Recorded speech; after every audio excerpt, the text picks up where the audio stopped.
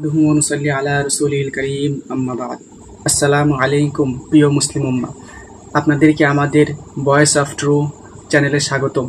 আজকে আপনাদেরকে আমরা এক নতুন মুসলিম ভাইয়ের সাথে সাক্ষাৎ করাবো, যার নাম হলো দাউদ কিম। তিনি কোরিয়ানের বাসিন্দা। তিনার ইসলাম গ্রহণ করার ঘটনাবলী বা ইসলাম গ্রহণ করার গল্পটা আজকে আপনাদের সামনে সাক্ষাতের মাধ্যমে জানাবো ইনশাআল্লাহ। আপনারা আমাদের সাথে থাকবেন এবং ভিডিওটা শেষ পর্যন্ত দেখবেন। আমাদের চ্যানেলটাকে সাবস্ক্রাইব করে আমাদের দিনের কাজে সহযোগিতা হন। سبيل الدموع سبيل مريح تنهدى يا صاحي كي تستريح وبث الدعاء। আমরা আপনার গল্পটা জানতে চাই। দাউদকে জন্ম আর বেড়ে ওঠা কোরিয়ায়, দক্ষিণ কোরিয়ায়। আমি মনে করি আমি কোনো স্পেশাল মানুষ না, কারণ আমি অতি সাধারণভাবে কোরিয়ায় বাস করি এবং আমি পড়াশোনা করেছি মিউজিক নিয়ে ইউনিভার্সিটিতে। আর কয়েক বছর আগে আমি ইসলামে ধর্মান্তরিত হয়েছি এবং আমার এই জার্নি এখনো অব্যাহত আছে বলে মনে করি। আপনার নাম দাউদ হলো কি করে? এর নাম রাখার রহস্য কি? দাউদ এর নাম পরিবর্তনের কারণ কি? আসলে অনেকেই আমাকে এ ব্যাপারে সতর্ক করেছিল। যখন আমি ইসলাম গ্রহণ করলাম, গ্রহণ করার সিদ্ধান্ত নিলাম, তখন আমি মানুষকে জিজ্ঞেস করেছি আমাকে আমার নাম পাল্টে আরবি কিংবা অন্য কিছু রাখতে হবে। তো লোকে বললো না, তোমাকে তোমার নাম বদলাতে হবে না। আমি জন্মগতভাবে ক্যাথলিক। হ্যাঁ, ক্যাথলিক, কারণ আমার প্যারেন্টস আমাকে ক্যাথলিক নাম দিয়েছিলেন, যেটা ছিল ডেভিড। আমি শুধু উচ্চারণটা বদলে দিয়েছি, ডেভিড থেকে দাউদ। ডেভিড আর দাউদ একই ব্যক্তি? হ্যাঁ, ঠিক, নবীন নাম। আপনি কি ভবিষ্যতে কোনো মুসলিম দেশে শিফট করার কথা ভাবছেন? হ্যাঁ, সেরকমটা ভাবছি, কারণটা কি না? আমি কমফোর্টেবল ফিল করি, কিন্তু আমার মনে হয় আমার আরও শেখা উচিত। আর আমি এখনো বেশ তরুণ, আর আমার মনে হয় না আমি এখনো ভালো মুসলিম হতে পেরেছি, সত্যি করে। কারণ আমি এখনো অনেক ভুল করি, এখনো মুসলিম হওয়ার পরেও অনেক ভুল ভ্রান্তি হয় আমার। তাই আমি মনে করি যে আমার আরও শেখা উচিত ইসলামী আবহে এবং ইসলামের জ্ঞান সম্পন্ন মুসলিমদের সাথে থেকে। দেশটা কোন দেশ হতে পারে? তুরস্ক, মিশর, সৌদি আরব বা বাংলাদেশ?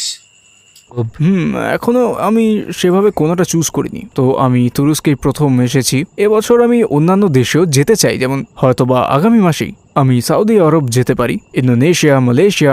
আমি বিশ্বের বিভিন্ন দেশ ঘুরে ফিরে ফাইনালি আমি কোনো একটা দেশ বাছাই করে নেব, ঠিক। তারপর সেখানে বেশ কিছু সময় থাকার পর আমি হয়তো কোরিয়ায় আবার ফিরে আসব এবং আমার কাজ করে যাব, যেমন আমার জ্ঞান অন্যদের মাঝে ছড়িয়ে দেওয়া। আপনি ইসলাম গ্রহণ করার পূর্বে কিসে বিশ্বাস করতেন? আপনার ধর্ম কি ছিল? আমি ঈশ্বরে বিশ্বাস করতাম কারণ আমি জন্মগতভাবে ক্যাথলিক, আমার বাবা মা ক্যাথলিক, আর আমার পুরো পরিবার ক্যাথলিক।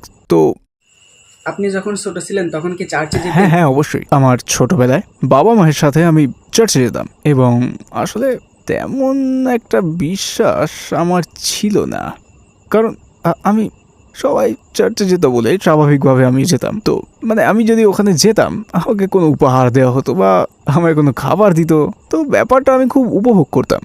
কিন্তু আসলে আমি আমার পরিবার আর বন্ধুদের সাথে থাকতেই আমার ভালো লাগতো। কিন্তু ছোটবেলায় আমার তেমন একটা বিশ্বাস ছিল বলে আমি মনে করি না, কারণ হয়তো আমি এই ব্যাপারটা নিয়ে গভীরভাবে চিন্তা করার সুযোগ ছিল না আমার। কেন আপনি আপনার বিশ্বাস নিয়ে প্রশ্ন তুলতে শুরু করলেন? ইন্টারনেটে কিছু দেখে? ঠিক কি কারণে আপনি? আসলে এটা একটা বড় কাহিনী। আমি বলেছি যে আমি মিউজিক পড়ি বিশ্ববিদ্যালয়ে, তার আমি একটা মিউজিশিয়ান হতে চেয়েছিলাম। মিউজিশিয়ান? হ্যাঁ, মিউজিশিয়ান। আমি জ্যাজ মিউজিকও রিলিজ করেছি, আর আমার অনেক মিউজিশিয়ান বন্ধু আছে। তো আমার সুযোগ আছে অন্য কোনো দেশে গিয়ে আমার ছোট একটা কনসার্ট করার। ইন্দোনেশিয়া যাওয়ার সুযোগ হয়েছিল, তো আমি সেখানে গেলাম। কি বাজান আপনি? Battery, guitar? পিয়ানো বাজাই, একটু একটু গিটার, আর আমি গান গাই। তো ইন্দোনেশিয়ার জাকার্তায় আমার কনসার্ট ছিল। ব্যাপারটা ছিল আসলে মজার, কারণ আমি ইসলাম সম্পর্কে কিচ্ছু জানতাম না, কারণ কোরিয়ায় ইসলাম সম্পর্কে কোনো কিছু নেই। এ সম্পর্কে জানাটা খুবই কঠিন। মুহাম্মদ কিংবা ইসলাম সম্পর্কে আপনি কিছুই জানতেন না বা কিছু শোনেননি? না, কিন্তু আমি শুধুমাত্র জানতাম, কি করে বলি, কীভাবে এটা বোঝাই জানি না। আমি শুধু জানতাম টেররিস্টের ব্যাপারে, কারণ কোরিয়ায় আমি যখন ছোট ছিলাম তখনই ৯/১১ ঘটনা ঘটে এবং কোরিয়ায় এটা ছিল খুবই বড় খবর, সত্যি বড় খবর। তো আমিও বেশ শক ছিলাম। তো মানুষজন তখন কথা বলছিল ইসলাম ইত্যাদি ইত্যাদি। তো আমি ভাবতাম যে ইসলাম বোধহয় ভয়ঙ্কর কিছু একটা। আমি যখন ছোট ছিলাম তখন। কিন্তু আমি যখন ইন্দোনেশিয়ায় গেলাম, আমি দেখলাম অনেক মেয়ে স্কার্ফ পরে, অনেক ছেলেরা দাড়ি রাখে আর নামাজ পড়ে। আর এগুলো দেখে আমি আসলে কৌতূহলী হলাম, মানে মানে কেন কেন এরা এরকম। তো আমি ওদের জিজ্ঞেস করলাম যে এই ব্যাপারটা কি, এবং ওরা আমাকে জানালো এটা ইসলামের নিয়ম কানুন এবং এটা ওদের বিশ্বাস। এবং সত্যি বলতে তারা ছিল খুবই সহমর্মী, আর তারা আমাকে আসলেই অনেক খাতির আর যত্ন করেছিল। ওদের মনোভাবটা কিভাবে সাহায্য করতে পারি, আপনাকে সাহায্য করতে চাই, আপনার উপকারে আসতে চাই, আপনাকে এটা দিতে চাই, আপনাকে ওটা উপহার দিতে চাই। তো যখন আমি ছোট ছিলাম আমি ভাবতাম ইসলাম বোধহয় একটা বিপজ্জনক জিনিস, কিন্তু আমি যখন ইন্দোনেশিয়া গেলাম লক্ষ্য করলাম মানুষ কত আলাদা, একেবারেই আলাদা। ওরা এত সদয়, এত শান্ত, মুখে সবসময় হাসি, সবসময় মানুষকে সাহায্য করতে চায়। তো আমি যেমনটা জানতাম তার চেয়ে এটা আলাদা, সম্পূর্ণভাবে আলাদা। তাই শুরুতেই আমি এই ধর্মে একটু আগ্রহী হয়ে উঠলাম, আর ওখানে কাটানোর সময় আমার খুব ভালো লেগেছিল। আর যখন কোরিয়ায় ফেরত এলাম আসলে তখন আমার অবস্থাটা বেশ ভালো ছিল না, মানে আর্থিকভাবে আমি ভালো ছিলাম না, পারিবারিকভাবেও ভালো ছিলাম না। তো আমাকে কাজ খুঁজতে হচ্ছিল, আর কারণ মিউজিশিয়ানরা খুব একটা আয় করে না, কারণ কাজটা তেমন স্টেবল না, তাই পরিবারের জন্য আমাকে কাজ করতে হয়েছিল। ব্যাপারটা খুবই চাপের ছিল, খুবই চাপের, কারণ আমি চাইতাম কোনো ক্রিয়েটিভ কাজ, মানে এমন একটা কাজ যেখানে আমি ক্রিয়েটিভ কিছু করব। কাজটা হতে পারে মিউজিক বানানোর কিংবা ভিডিওর, আর জানি না কিছু একটা বানাতে চেয়েছিলাম। কিন্তু যখন আমার কাজ নিয়ে ওই কোম্পানিটি সন্তুষ্ট ছিল না, তো আমি ইউটিউব শুরু করলাম। হ্যাঁ, ইউটিউব, কিন্তু আমার ইউটিউব চ্যানেলটা মিউজিক দিয়ে শুরু হয়। আমি আপলোড করেছিলাম আমার কভার মিউজিক ভিডিওগুলো, মানে এই ধরনেরই কাজ। আর তারপর আমার হঠাৎ মনে হচ্ছিল, আচ্ছা ইন্দোনেশিয়ার আমার ওই অনুভূতিগুলোর কথা কিভাবে বলা যায় জানি না, হঠাৎ করে এরকম চিন্তা আমার মনে গেল।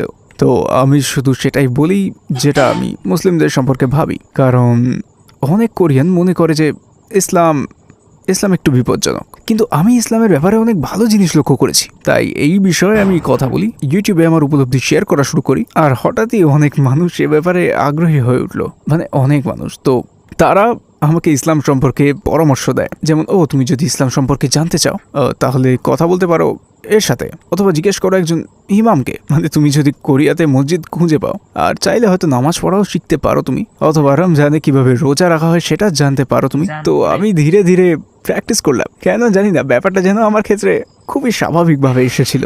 আমি মসজিদে গেলাম, মসজিদে গিয়ে নামাজ পড়লাম এবং রমজান মাসে রোজা রাখি, এবং এই প্রক্রিয়ায় আমার বিশ্বাসটা একটু একটু করে ডেভেলপ করেছে। কারণ যখনই আমি অন্য মুসলিমদের সাথে নামাজ পড়ি আমার ভেতরটা একটা চমৎকার অনুভূতি আসে, মানে আমার মনে হয় আমাকে কেউ যেন সাহায্য করছে, কেউ যেন আমাকে দেখছে, আর সে এমন কেউ যিনি আমাকে আশা জাগাতে চান। কারণ আমার অবস্থাটা আসলে, সে সময় কি আপনি মুসলিম ছিলেন বা ইসলামের মুসলিম প্র্যাকটিস ছিলাম। করছিলেন? আমি ক্যাথলিক ছিলাম, কিন্তু বিশ্বাস তেমন ছিল না। আপনি শুধুমাত্র এই ইসলামের প্র্যাকটিস করছিলেন কিন্তু আপনার বিশ্বাস ছিল না। আমার বিশ্বাস ছিল না, কিন্তু আমি প্র্যাকটিস করা শুরু করেছিলাম। এক ধরনের মেডিটেশন কিংবা এ হ্যাঁ, ধরনের মানে ব্যাপারটা হচ্ছে তখন আমি ভেবেছিলাম আমি যোগ দিতে পারি, কেন না, মানে আমি অন্য সংস্কৃতি বা অন্য ধর্ম সম্পর্কে জানতে চাই। আর আমি যেমনটা বললাম ওই সময় আমার একটু ডিপ্রেশন ছিল, বেশ কঠিন ডিপ্রেশন। তাই আসলে কোরিয়ান সমাজটা খুবই কম্পিটিটিভ, অত্যন্ত কম্পিটিটিভ। মানে তুমি স্কুইড গেম দেখেছো? কোরিয়ার পুরো সমাজটা হুবহু একই রকম ওই গেমটার মতো, যেখানে শুধুমাত্র একজন জেতে, আর তুমি যদি না যেত তাহলে সবাই হেরে যাবে, আর তখন নিজেকে ব্যর্থ মনে হবে, লুজার মনে হবে। তো আমিও ভাবতাম কেন আমার জীবনটা এরকম, কেন আমি সফল নই। কিন্তু যখন আমি ইসলাম প্র্যাকটিস করা শুরু করলাম সেই সময়টায় আমার অনুভূতি বদলে গেল। মনে হলো আমি যেন আমার হারিয়ে যাওয়া কিছু একটা খুঁজে পেয়ে গেছি। কারণ আমাকে শেখানো হয়েছিল যে কোথা থেকে আমি এসেছি, মানে স্কুল আমাকে সকল প্রকারের গণিত বিজ্ঞান শিখিয়েছে, কিন্তু ওরা আমাকে এটা শেখায়নি আমি কোথা থেকে এসেছি, মানে আমি কে, আমার গন্তব্য কোথায়, আর মৃত্যুর পর আমি কোথায় যাব। তারা আমাদের সেই পথটা কখনোই দেখিয়ে দেয় না। আমি মনে করি যে ইসলাম আমাকে সেই উত্তরটা দিয়েছে, বলেছে আমাকে কোথায় যেতে হবে আর কেন আমি বেঁচে আছি। আমি মনে করি এটা খুব গুরুত্বপূর্ণ, কারণ আমি যখন ডিপ্রেস ছিলাম তখন আমার জীবনের কোনো উদ্দেশ্য ছিল না, মানে কেন আমি বেঁচে আছি, কোথায় যাচ্ছি আমি, আমায় করতেটা কি হবে, আমার সত্যি কোনো উত্তর ছিল না। কিন্তু ইসলাম প্র্যাকটিস করার পর আর মুসলিম বন্ধুদের সাথে মেশার পর আর যখন তাদের সাথে আমি নামাজ পড়লাম তখন মনে হলো আমি দিশা খুঁজে পেয়েছি। ইসলাম আমার প্রশ্নগুলোর সব উত্তর দিচ্ছে। যেমন জীবনের উদ্দেশ্য হচ্ছে আল্লাহকে মেনে চলা, কারণ আল্লাহ মানুষ সহ সবকিছু সৃষ্টি করেছেন। রমজানে আমি কৃতজ্ঞতা উপলব্ধি করেছি, এই ধরো খাবারের জন্য, এই পানির জন্য, আর ধরো আমার জীবন, আমার বন্ধু বান্ধবের জন্য, আমার পরিবারের জন্য, মানে পৃথিবীর জন্য, সবকিছুর জন্য। তো এই ব্যাপারটা উপলব্ধি করার পর আমি সৃষ্টিকর্তার প্রতি গভীর কৃতজ্ঞতা অনুভব করেছি। তো প্রথম যেবার রমজান মাসে রোজা রেখেছিলাম সেটা প্রায় 3 বছর আগে। তখনও আপনি তখন মুসলিম ছিলাম না, কিন্তু আমার বিশ্বাস ছিল আমি আল্লাহতে বিশ্বাস করেছিলাম। কারণ এই পৃথিবীতে আমাকে কেবল আল্লাহই পারেন সঠিক জ্ঞান এবং সঠিক পথ প্রদর্শন করতে। আর একমাত্র আল্লাহই আমাকে জানাতে পারেন যেমন আমার জীবনের উদ্দেশ্য কি এবং কিভাবে জীবনে সুখী হওয়া যায়। তো শাহাদা পাঠ করেছিলেন ও, কিভাবে? এটা প্রায় 2 বছর আগের কথা। আসলে আমার বিশ্বাস রমজানের পর মজবুত হয়েছে। আমার বিশ্বাস ছিল আর আমি আল্লাহকে বিশ্বাস করতাম, কিন্তু আমি শাহাদা পাঠ করার কথা ভাবিনি। কারণ আমি ভেবেছিলাম বিশ্বাস থাকলেও আমি মুসলিম হতে পারবো না, কারণ আমি কোরিয়ায় থাকি, আমি একজন কোরিয়ান। এদেশে জীবনযাত্রার ধরন আলাদা, আমার মনে হয় এটা সহজ না। আপনার কালচারে আপনি কি শুধুমাত্র একমাত্র মুসলিম না, তবে মুসলিম? সামান্যই আছে, খুব বেশি নেই। কিন্তু ওই সময় একটা কোরিয়ান মুসলিম আমাকে মেসেজ করেছিলেন। তার নাম কারাম। উনি মদিনায় পড়াশোনা করেছেন। মদিনার একটি বিশ্ববিদ্যালয় থেকে উনি গ্র্যাজুয়েশন করেছেন। কুরআন ও দাওয়া ইত্যাদি বিষয়ে পড়াশোনা করেছেন। তিনি আসলেই একজন বিজ্ঞ মুসলিম। তো মেসেজে বলেন তোমাকে সাহায্য করতে চাই। তো আমি দেখা করলাম। আমি তাকে এই প্রশ্নটা করেছিলাম, যেমন আমার বিশ্বাস আছে, কিন্তু আমি জানি না যে আমি মুসলিম হতে পারবো কিনা। আর উনি আমাকে বললেন তুমি কি এটার ব্যাপারে বুঝতে পারছো? আর বললো যে কেউই পারফেক্ট না কেউ। আর যদি তুমি মুসলিম হও, একজন পরিপূর্ণ মুসলিম হিসেবে জীবনযাপন করাটা সহজ নয়। কিন্তু আপনি মুসলিম না হলেও এই ইসলামী জীবন বিধান থেকে আপনি উপকৃত হতে পারেন। কিন্তু যদি আপনি শাহাদা পাঠ করেন আর মুসলিম হন, তাহলে তারপরে নিজেকে ধীরে ধীরে ধাপে ধাপে বদলান, তাহলে আল্লাহ আপনাকে বদলাতে সাহায্য করবেন। কারণ আল্লাহ সুবহানাহু ওয়া তাআলা আমাদের প্রভু, পরম করুণাময় ও ক্ষমাশীল, তিনি সর্বশ্রেষ্ঠ। অতএব তিনি আপনাকে সাহায্য করবেন। তো আপনার আগে মুসলিম হয়ে যাওয়া উচিত। কারণ আপনি জানেন না, মানে কখন কি ঘটবে কেউ জানে না। আমি মরে যেতে পারি, আমার হার্ট অ্যাটাক হতে পারে, সড়ক দুর্ঘটনা হতে পারে, আমি জানি না, আমি মারা যেতে পারি। মানে হয় আজকে, আমি কেউ ভবিষ্যৎ জানে না। হ্যাঁ, তো আমি তেমনটাই ফিল করি। তো আমি ভাবলাম যে আমার মুসলিম হয়ে যাওয়া উচিত। আর তাই আপনি তখন শুরুতেই আপনার না বাবা মা কি কিছু বললেন। বলেন? আচ্ছা। আপনি কি কখনো তো মসজিদে গিয়েছিলেন? আপনি মসজিদে গিয়েছিলেন? আমি তাইওয়ানে একটা মসজিদে গিয়েছিলাম এবং ওখানে শাহাদা পাঠ করেছিলাম। শাহাদা পাঠ করার সময় আপনার অনুভূতিটা কেমন ছিল? আশেপাশের মানুষ, পরিবেশটা আপনি চমৎকার মুহূর্ত ছিল। মানে যখন আমি মসজিদটাতে গেলাম, দেখলাম ওখানে একজন ইমাম আছেন। তিনি কোরিয়ার সবচেয়ে বিজ্ঞ ইমাম।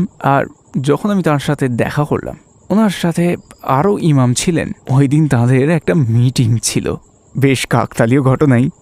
তো আমি যখন শাহাদা পাঠ করলাম, ওই জায়গার সকল মানুষ আমাকে এসে অভিনন্দন জানালো, ইসলামের পথে স্বাগত জানালো।